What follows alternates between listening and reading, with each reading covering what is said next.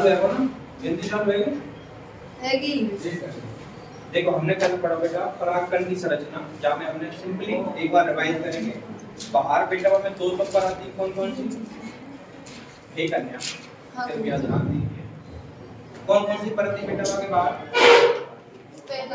बाह्य चोल, और एक केंद्रक था उसमें, जो परिपक्व होने के बाद दो भागों में बटे। कौन कौन से में? एक वर्धी केंद्रक और केंद्रक के बटने के बाद धीरे धीरे उसका साइटोप्लाज्म, कोशिका द्रव्य भी बट गया, और इस प्रकार दो कोशिकाओं का निर्माण हो गया। कौन कौन सी? वर्धी कोशिका और उनके बारे में हमने क्या बताया? एक तो ऊपर वाली जो बाह्य चोल था उस पे स्पोरोफुलेन नामक प्रोटीन, बस ये बताया, मैंने बात कर लिया था। तो उसमें वो क्या करता है बेटा? बचाव, सुरक्षा प्रदान, खत्म ना होने को जो जैविक अपघटन है वो ना हो। अगर गलती से वो जमीन में गिर गया, कुछ हो गया, तो उसको नष्ट नहीं होगा। उसके अलावा मैंने बेटा सेकंड लेयर के बारे में क्या बताया था? किसकी बनी होती है वो? पेक्टोसेलुलोज बताया था। उसके अलावा मैंने अंदर की संरचना बताई थी, क्या होता है, कैसे होता है, कहाँ से हमारी क्या निकलेगी। अब हम पढ़ने वाले बेटा स्त्री जन्नांग पुष्प का कौन सा? जायाम।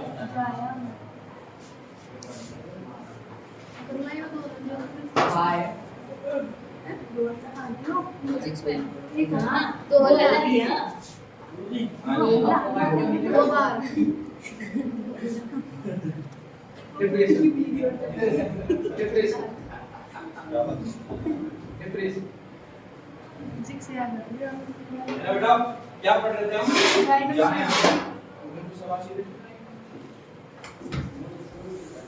क्लियर? देखो यहाँ की हमने बाहरी संरचना, जो पुष्प में संरचना रही वो तो हमने देख ली थी बेटा। कुछ कह देखो हमने पुष्प में संरचना देखी थी, क्या देखा था उसमें कि बेटा बीच में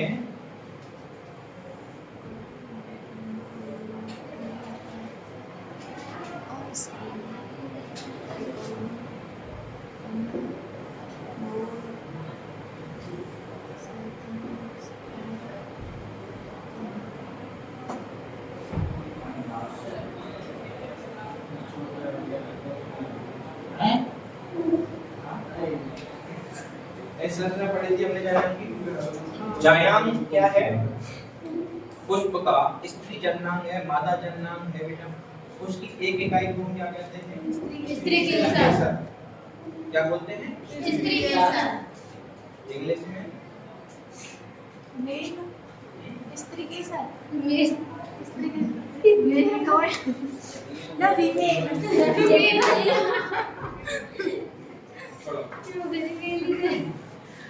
बताओ लिखवा और रखे इंग्लिश हमारी तो हम शुरू तो हिंदी मीडियम पढ़े री पे आ गया और रिसेप्टिकल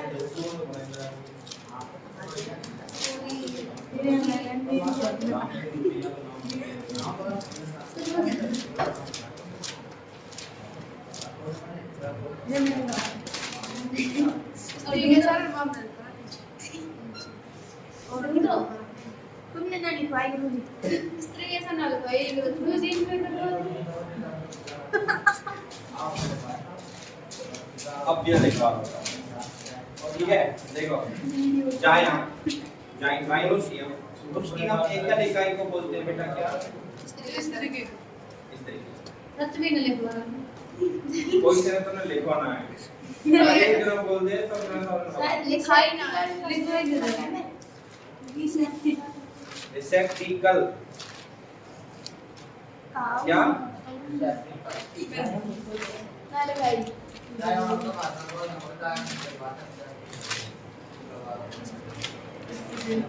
छोड़ो अब काम पे ध्यान दो यार, टॉपिक खत्म करेंगे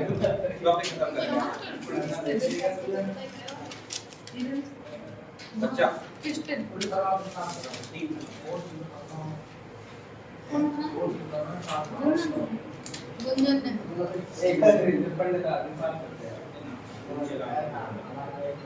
ठीक है बेटा, हमने पढ़ी कि जायांग की एकल इकाई को क्या कहते हैं? इस तरीके से उसकी हमें बारीक तीन संरचना पड़ेगी। ऊपर वाले को क्या बोलते हैं बेटा हम? वर्तिकाग्र। नीचे वाले को बेटा नीचे अंडाशय के अंदर बीजांड। अब हम क्या जो भी खेल हो रहा होगा, जो भी हमें गैमेट बन रहा होगा, युग्मक बन रहा होगा, कहाँ बन रहा होगा बेटा? बीजांड में। तो हम क्या पढ़ेंगे? इतनी बात क्लियर? अब हम स्पेशली बस इस पार्ट को निकालेंगे, इसका क्लियर हुआ सबका? ठीक है। देखो पहली बात तो ये कैसी संरचना है बेटा? एक थैलीनुमा संरचना है। कैसी संरचना है? थैलीनुमा संरचना के पूरे चारों तरफ क्या पाए जाते हैं बेटा? अध्यावरण पाए जाते हैं। क्या पाए जाते हैं बेटा? अध्यावरण पाए जाते हैं।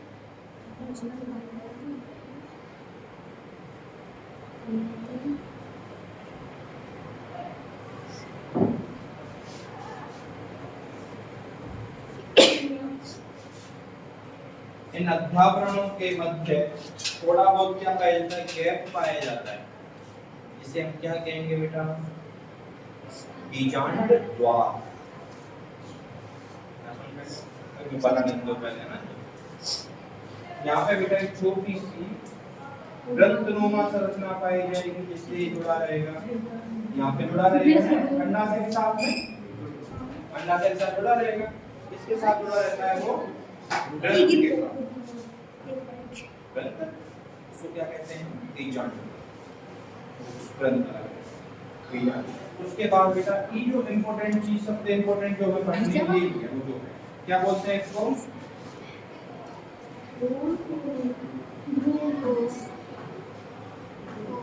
कोष। कोष को छू ले। कोष मतलब जहाँ पर रहने वाला हो, कोष मतलब जहाँ पर उसका कोष होता है। क्लियर? इसके बाद मैंने चारों तरफ क्या पढ़ी? इसके अध्यावरण पढ़े, लेयर्स पढ़ी, जिनको उसकी स्थिति के आधार पर अलग कहते हैं। जैसे बाह्य वाले को क्या कहते हैं हम? बाह्य आवरण, बाह्य अध्यावरण। अंतः वाले को क्या कहते हैं? अंतः आवरण। और आवरणों के, अध्यावरणों के मध्य में जो गैप पाया जाता है उसको क्या कहते हैं बेटा? बीजांड द्वार।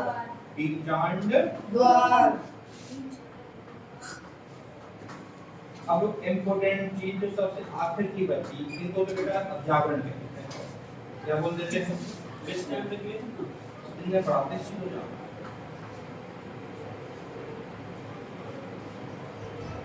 प्रॉब्लम ये है 4 बजे में उसमें आ भी लोग मिलते हैं, फोन नहीं पाएंगे कल के ऊपर चल रहा है। ये क्या है बेटा? अध्यावरण। अब लास्ट की और सबसे इम्पोर्टेंट चीज बची हमारी, क्या बचा? अब इसका अध्ययन करेंगे, छोटा सा तो यहाँ पे बनाएंगे, फिर स्पेशली इसको निकाल करके। क्लियर हुआ? इसमें क्या होता है बेटा? अगर और देखेंगे आप, इसको बेटा निभाग भाग कहते हैं। क्या कहते हैं इसको? निभाग। यानी कि यहाँ पे क्या पाया जाता है? यहाँ पे छोटी छोटी सेल्स का एक ग्रुप पाया जाता है, जो आगे जाकर के उसको पोषण, उसको सहारा आदि प्रदान करते हैं। इसको पूरे पार्ट को क्या बोल देते हैं? निभाग। क्लियर हुआ? ये सब चीज तो बाह्य चीज है, इनमें 2-4 याद रह जाए तो बड़ी बात है। सबसे इम्पोर्टेंट है रूट कोष को आप कैसे? क्या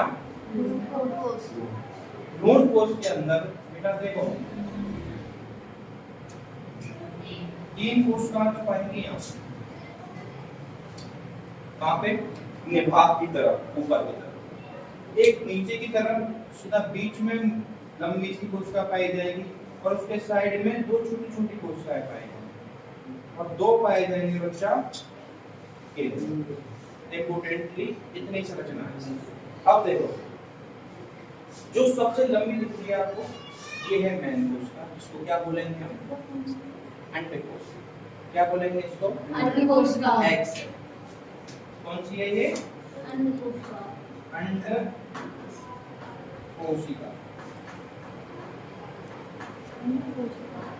ठीक है। अंडकोशिका के दोनों तरफ बेटा जो 2 सेल से छोटी सेल है, वो उसको क्या कह रही है? एक तो इसको थोड़ी बहुत सहायता कराने के लिए, इसकी रक्षा करने के लिए, तो उनको क्या बोलेंगे हम? सहायक कोशिका। ये दोनों होगी बेटा कैसी कोशिका? सहायक कोशिका। सहायक।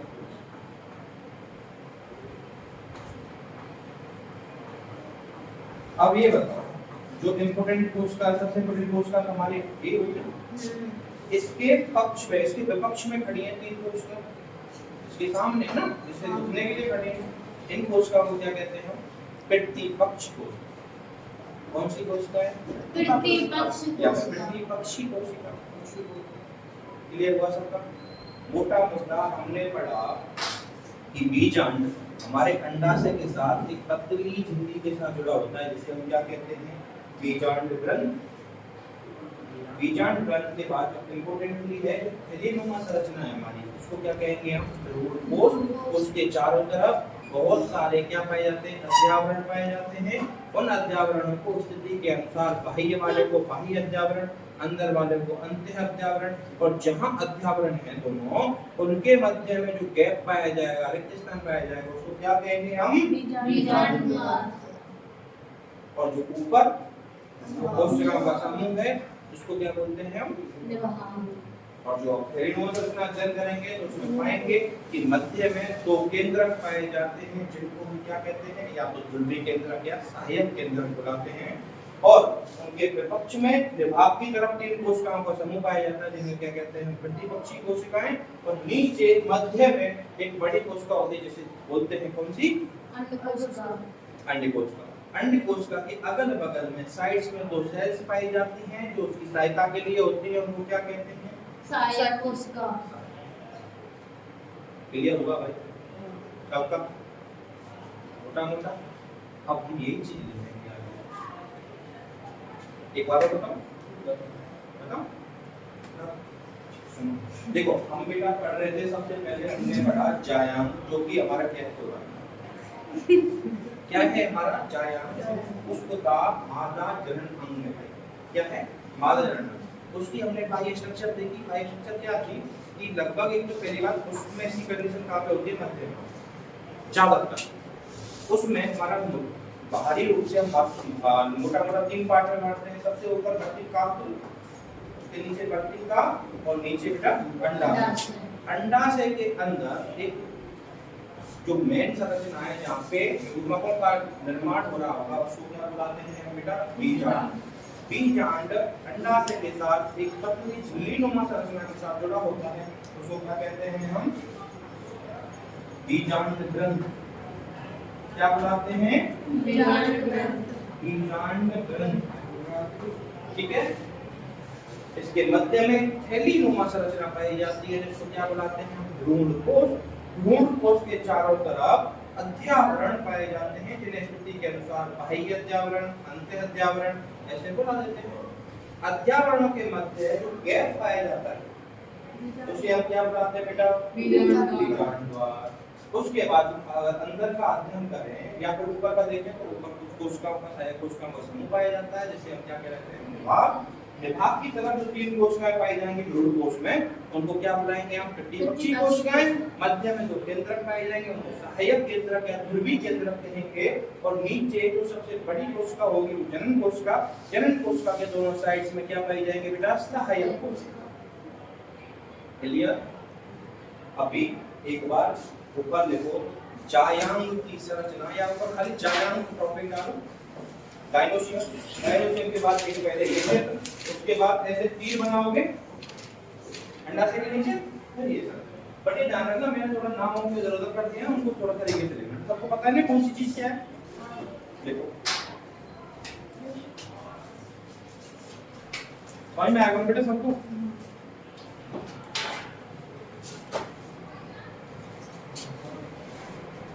बेटा सवाल के नाम लिख लिया, कौन कौन सा देखो तुम्हारा? निवास को नाम बताऊं, बड़ा प्यारा नाम है।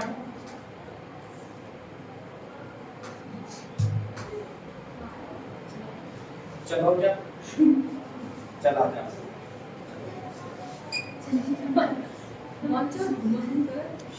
केंद्रक का नाम ना लिखो इनमें। ध्रुवीय केंद्रक लिख लो, तृतीयक केंद्रक लिख लो, कुछ भी। और कुछ बच्चों एक चीज और बताता हूँ, मैं बताऊँ देखो यहाँ पे बेटा जो आवरण है, आवरणों के बीच में जो गैप है, रिक्तस्थान है, उसको तो हमने बोल दिया क्या बीजांड। और जो आंख में जाके चाहे जुड़ रहे हैं वो हो गया हमारा मोटा मोटा निभाग। क्लियर।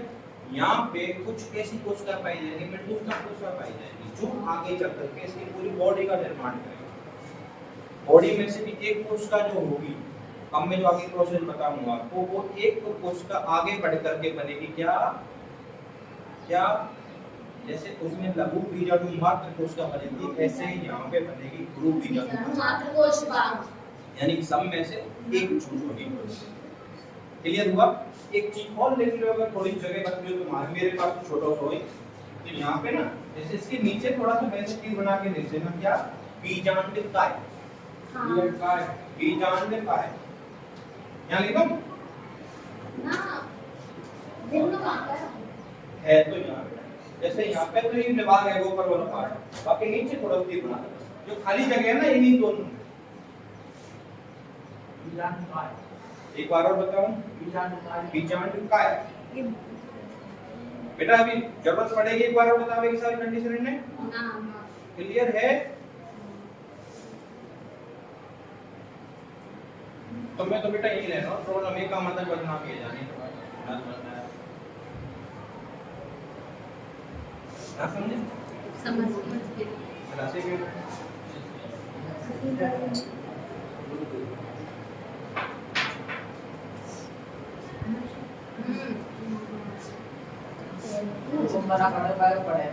ये चिप रहा है कोई बात पूरा बना दे रहा था आज देखो ना तो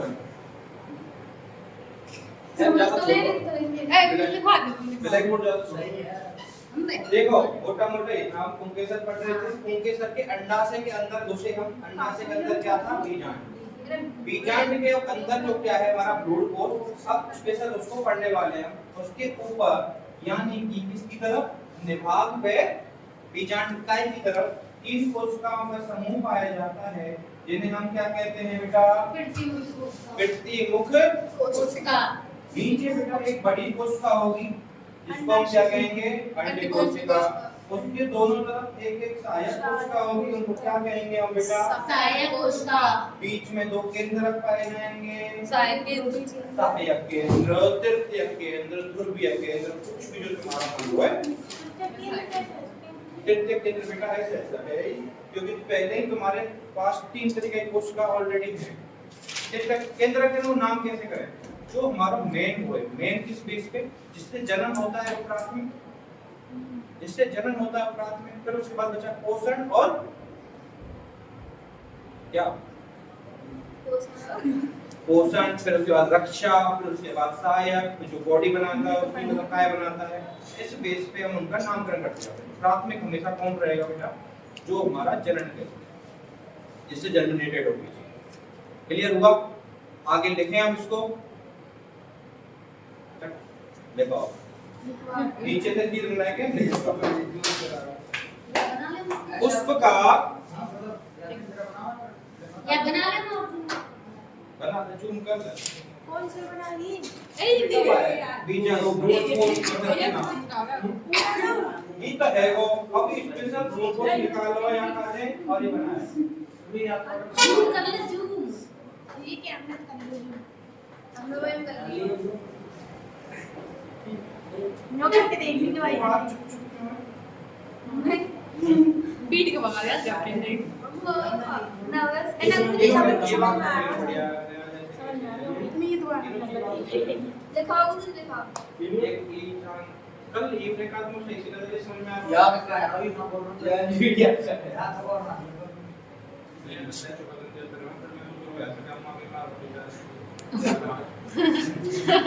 या फिर कुछ और रोग लग हो गया, मतलब और भी रोग लगे, अकेले पूछे जाए सो भी देख लियो ना, देखो नीचे से स्टार्ट करो। जायांग पुष्पका जायांग अच्छा ऐसे लिख दिया था तो लिख दो पुष्प का मादा जनन अंग जायांग होता है। ये भाषा ही तो है यार, कैसे पुष्प का मादा जनन अंग या जननांग क्या होता है? कोष्टक में जाए गाइनोसियम लिख लियो, जाए याद हो रहे जाए ना तो कोई दिक्कत। जायांग की एकल इकाई को क्या बुलाते हैं भाई? साथ में अब तुम बोलते जी सब कुछ है ना। एकल इकाई को स्त्री केसर कहा जाता है, क्या स्त्री केसर कहते हैं?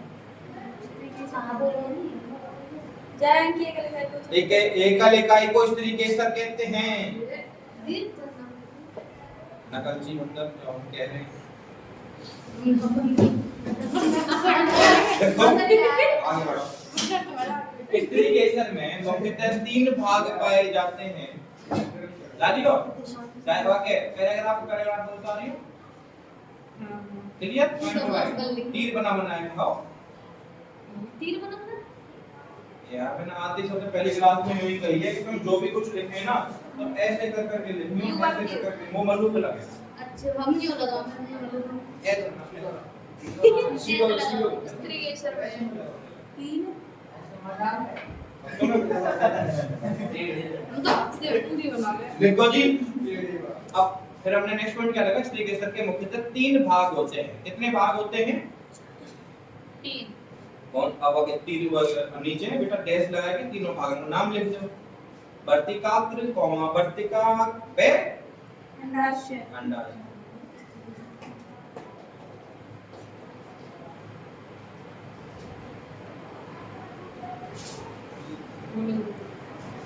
अब नेक्स्ट पॉइंट लिखो बेटा 3 लगा के लिखो जी। देखो बीजांड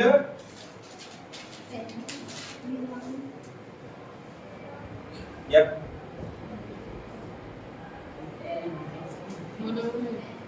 बीजांड एक पतली सी संरचना के द्वारा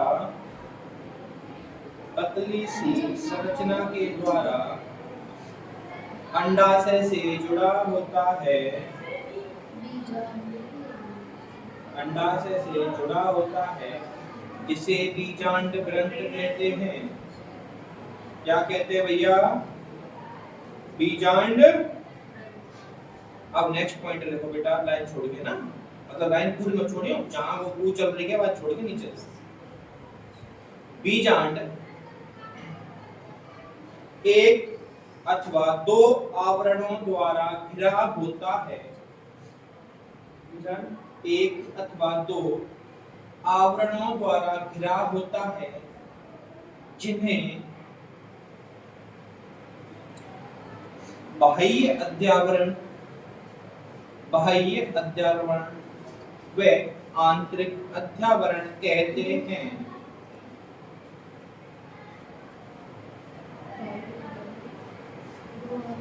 लिखो भाइयों, फिर नेक्स्ट पॉइंट डालो। बाह्य अध्यावरण व अंतः अध्यावरण कहते हैं। लिखो बेटा नेक्स्ट पॉइंट लिखो। अध्यावरण एक स्थान से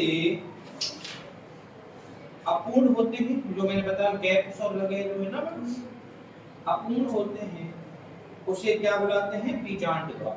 उसे बीजांड द्वार कहते हैं। मैंने अध्यावरण जिस स्थान से क्या होते हैं? अपूर्ण होते हैं। जिस स्थान से अपूर्ण होते हैं उसे बीजांड द्वार कहते हैं। क्लियर है बोला? अब नेक्स्ट पॉइंट।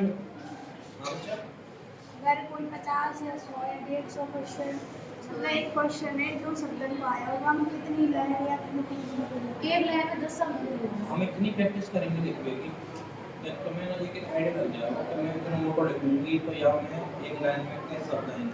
मोटी लिखनी है ना ज्यादा मोटे बुरे लगे जैसे मर रहा है जैसे हां नेचुरल है। प्रैक्टिस की टेंशन मत लो। हर एक चैप्टर के बाद तुम्हारा जो बोर्ड का पैटर्न है ना, वह पैटर्न पे हम टेस्ट करेंगे प्रॉपर। अपने सब्जेक्ट की मैं गारंटी ले रहा हूँ, साथ में एक की और ले लूंगा मैं, बट मुझे दिल गवाही ना दे कोई और सब्जेक्ट में घुस जाएगा, क्योंकि मेरे शुरू है वो सब्जेक्ट की केमिस्ट्री। हाँ, और बाकी टेस्ट में बनाना है इधर, टेस्ट बनाना है इधर, अगर कॉपी करवाना करनी ना तो मुझे देखो 5 नहीं मैं करवा भाई की केमिस्ट्री के चैप्टर वाइज बात है, पर मास्टर ना मतलब चलनी चाहिए, सही ना लगे थोड़ा सा, या कोई और मेरी सब्जेक्ट में समझदार है तो मैं बना दे करूँगा, तुम्हारे पास कॉपी करा दी गाइस किताब है ना तुमको 11 मिल मैंने तो अपनी अंजलि दे दी। गई वहां रहने पर हम एक के ना और तो आगे तो आ ले जा बीजांड का नेक्स्ट पॉइंट लिखना बेटा है ना, बीजांड का वह भाग जहां से अध्यावरण निकलते हैं या निकलता है, विभाग कोष्टक में चल जाए या चला जाए लिखा है। अध्यावरण निकलते हैं बेटा, मेरे बच्चा यूं देख अध्यावरण कहां से निकलना स्टार्ट करे, कोई जगह रहेगी ना, विभाग कोष्टक में चला जा, क्यों चला जा दोबारा मतलब डायरेक्ट क्वेश्चन आ जाता है 1 नंबर में कि चल जा या चला जा किसे बुलाते हैं, इंग्लिश में लिखा रहता है CHALA किसे कहते हैं। क्लियर हो गया? अध्यावरण निकलते हैं हां, उसे क्या कहते हैं, विभाग कोष्टक में चला जा, चल जा बोलते हैं, चल जा कहते हैं। पूर्ण विराम ये हमेशा बीजांड द्वार के विपरीत होता है, ये हमेशा बीजांड द्वार के विपरीत होता है। नेक्स्ट पॉइंट लिखो भैया, बीजांड के अंदर मृदुतक कोशिकाओं का समूह होता है। मृदुतक लिख के दिखाऊं, जान के अंदर मृदुतक कोशिकाओं का समूह होता है। मृदुतक का मतलब बेटा सॉफ्ट टिश्यू, तो अब तो क्या इंग्लिश बता दे सॉफ्ट, हिंदी मृदुतक मतलब मोलायम टिश्यू, इंग्लिश में सॉफ्ट की बात है। हां जी देखो साहब, मृदुतक कोशिकाओं का समूह होता है जिसे क्या बुलाते हैं, बीजांडकाय कहते हैं, जिसे बीजांडकाय कहते हैं। लिखो साहब, नीचे लिखो, बीजांडकाय के अंदर एक थैलीनुमा संरचना पाई जाती है, एक थैलीनुमा संरचना पाई जाती है जिसे भ्रूण कोश कहते हैं, भ्रूण कोश कहते हैं, कुछ भी लिखना है, कोश लिखनी हो ना, थैलीनुमा संरचना पाई जाती है जिसे भ्रूण कोश कहते हैं। क्लियर हुआ भाइयों? भाई चलो, संरचना का मतलब है, संरचना का मतलब है बेटा एक प्रकार से कोई भी जीव हो, पदार्थ हो, चीज हो, चाहे हम बाहर से देख रहे हैं जैसे वो बाह्य संरचना, यानी कि जो आकार का मतलब, हम आकार बोल सकते हैं, बट आकार में ना निजी सब आकार है, तो हमें ना आकार में कोई नाम कान ये चीज ना मान ले, आकार का मतलब तो आकार ही है। फॉर एग्जांपल में देसी बात बंदे संरचना बंदे नहीं चल 15 रुपए बंदे कर